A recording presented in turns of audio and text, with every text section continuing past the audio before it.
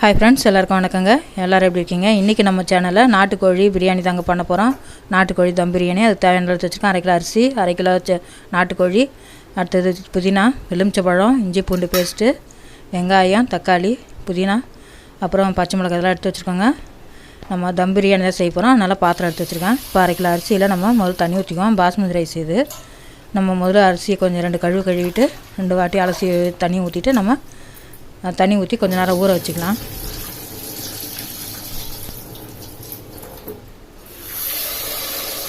அதான் 2 வாட்டி நம்ம அலசிடுவோங்க.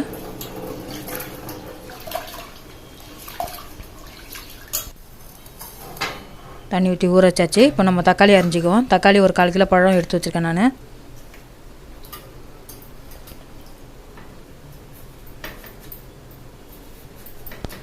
எனக்கு அருவாமனையில் தாங்க பட்டுன்னு வரும். அதனால் நான் அருவாமனையில் இன்றைக்கி தக்காளிலாம் அரிஞ்சு வச்சுக்க போகிறேன்.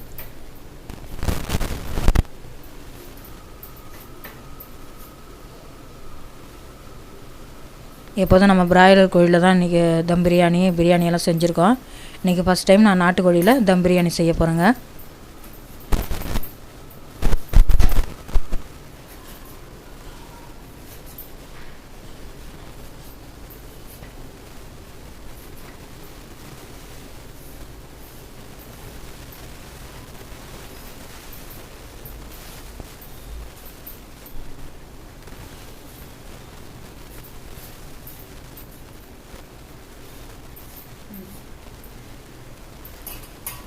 அவ்வளோதாங்க, தக்காளியில் அரிஞ்சு வச்சுட்டோம். இப்போ நம்ம பச்சை மிளகாயையும் அரிஞ்சு வச்சுருவோம். ஒரு 4 பச்சை மிளகாய் எடுத்திருக்கேன். அதை காம்பி கிள்ளிட்டு நல்லா நீல வாக்கில் அரிஞ்சு வச்சுக்கலாம்.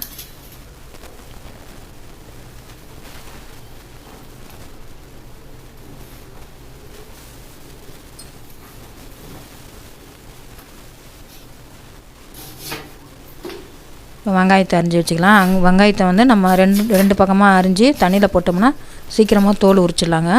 அதுக்கப்புறம் நம்ம அரியும் போது கண்ணெரிச்சலும் வராது. இது மாதிரி நம்ம அரிஞ்சு முதல்லையே தண்ணியில் கொஞ்சம் நேரம் போட்டு வெங்காயத்தை அரிஞ்சிக்கலாம்.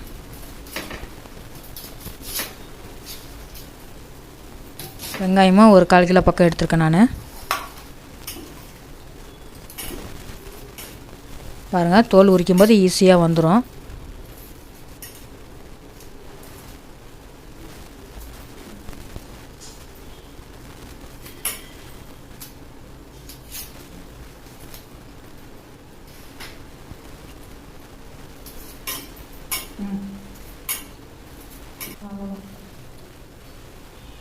வெங்காயம்லாம் தோல் உரித்து வச்சுக்கிட்டோம். இப்போ எல்லாத்தையும் நீல வாக்கில் அரிஞ்சிக்கலாம்.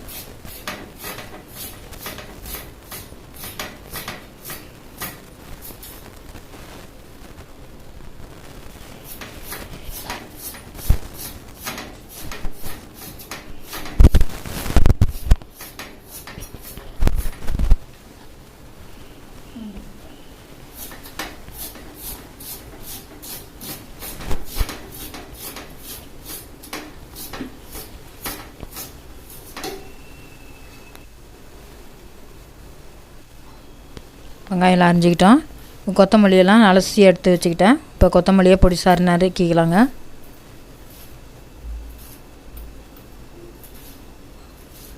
ஒரு 1/2 கட்டு கொத்தமல்லி எடுத்துருக்கேன் நான்.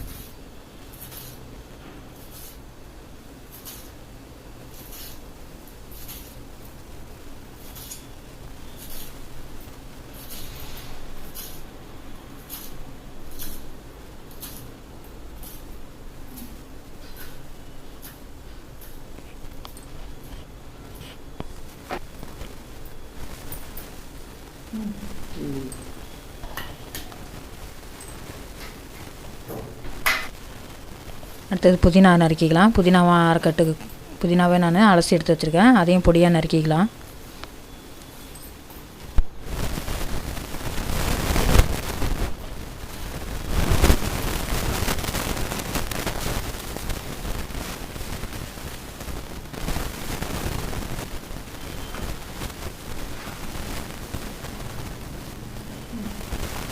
புதினாவை நறுக்கி எடுத்து வச்சுக்கிட்டு அடுத்தது எலுமிச்சப்பழம் நறுக்கிக்கலாங்க.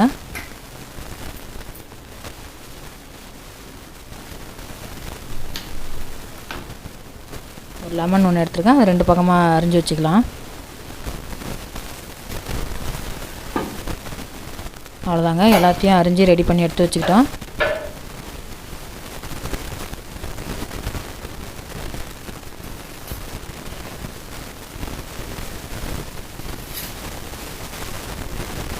இப்போ நம்ம ஸ்டவ் பற்ற வச்சு பிரியாணி செய்ய ரெடி பண்ணிக்கலாம்.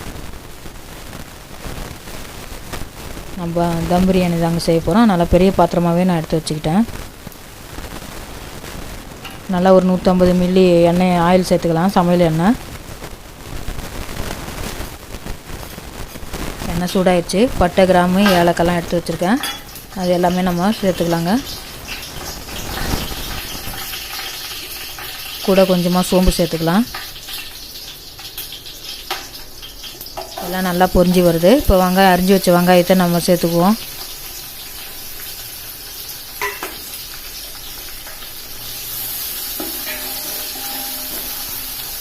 வெங்காயம் நல்லா பொன்னிறமாக வதங்கி வர மாதிரி நம்ம நல்லா வதக்கி விடலாங்க.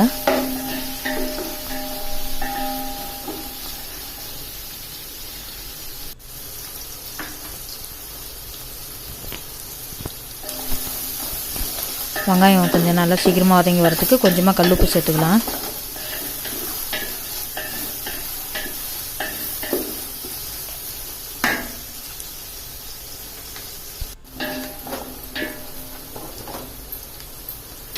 வெங்காயம்லாம் நல்லா வதங்கிடுச்சு. இப்போ இஞ்சி பூண்டு பேஸ்ட் சேர்த்துக்க போகிறோம்.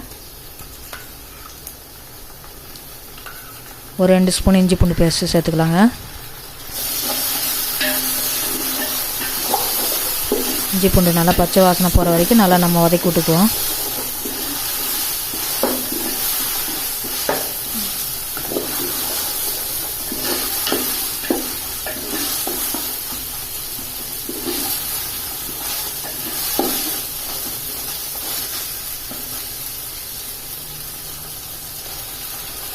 இஞ்சி பூண்டு நல்லா வதங்கிடுச்சு. இப்போ நம்ம தக்காளி சேர்த்துக்கலாம்.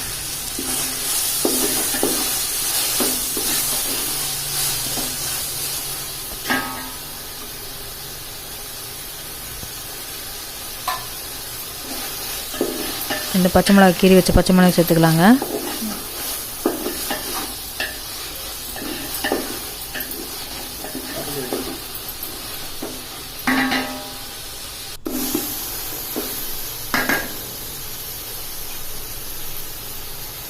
அவ்வளோதாங்க, தக்காளியெல்லாம் நல்லா குழைய வதங்கிருச்சு.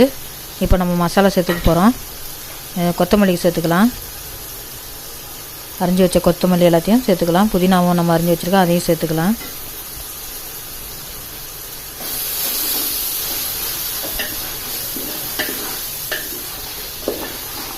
எல்லாம் நல்லா வதங்கி வர வரைக்கும் நல்லா கிளறி விடலாங்க.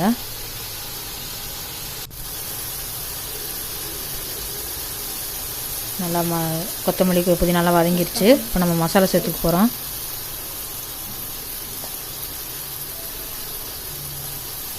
இது கரம் மசாலா, 1.5 ஸ்பூன் கரம் மசாலா சேர்த்துக்கிறேன்.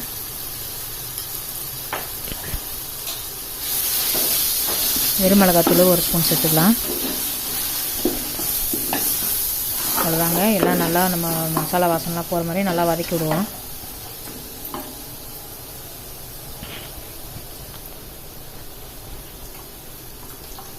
இந்த ஒரு கப்பு தயிர் எடுத்து வச்சுருக்காங்க, அதையும் ஆட் பண்ணிக்கலாம். இது ஒரு 100 மில்லி தயிர் இருக்கும்.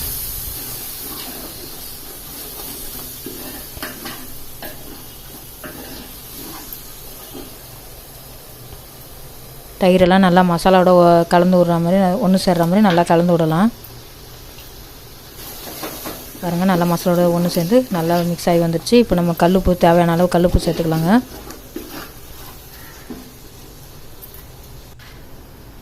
மசாலாலாம் நல்லா எண்ணெயில் வதங்கி நல்லா எண்ணெய் பிரிஞ்சு வந்துடுச்சு. இப்போ நம்ம சிக்கனை சேர்த்துக்க போகிறோம். நல்லா நாட்டுக்கோழி நல்லா மஞ்சள் தடவி நல்லா க்ளீன் பண்ணி எடுத்து வச்சுருக்காங்க. எல்லாத்தையும் நம்ம இப்போ சேர்த்துக்கலாம்.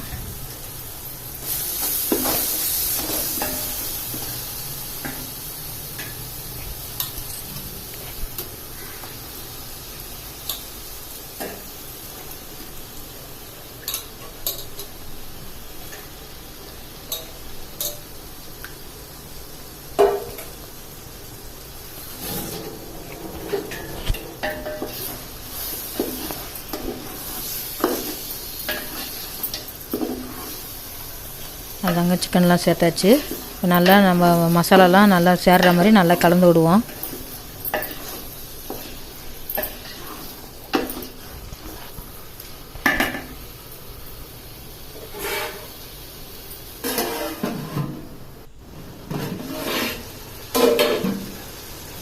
கொஞ்சம் நேரம் தட்டு போட்டு மூடி வைக்கலாங்க. நல்லா சிக்கன் வதங்கி வரட்டும். பாருங்கள், சிக்கன் நல்லா எண்ணெயில் வதங்கி நல்லா எண்ணெய் பிரிஞ்சு வந்திருக்கு. மசாலாலாம் நல்லா சேர்ந்துருச்சு சிக்கனில்.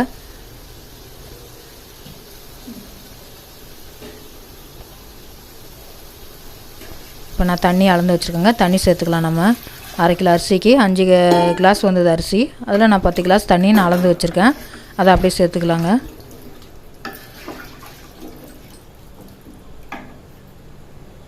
இப்போ நல்லா உப்பெல்லாம் சரி பார்த்து நம்ம கொஞ்சம் நேரம் அப்படியே எல்லாம் கொதித்து வரட்டும். நம்ம மூடி வைப்போம்.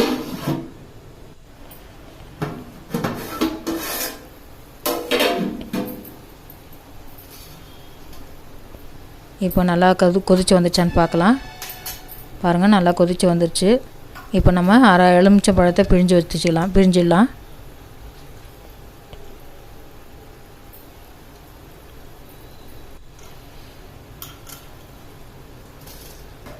அரை எலுமிச்சை பழமே சரியாக இருக்கும் பிரியாணிக்கு.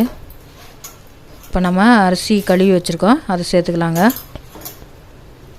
நம்ம ஒரு 20 நிமிஷம் பக்கம் அரிசி ஊறிக்கிட்டு இருந்துச்சு.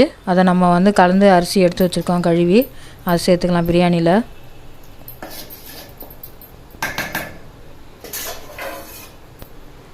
அவ்வளோதாங்க, ரொம்ப அதிகமாக நம்ம கிளறி விட வேணாம், அரிசி உடஞ்சிரும். இப்படியே நம்ம கிளறி விட்டுட்டு கொஞ்சம் நேரம் தட்டை போட்டு மூடி வைப்போம்.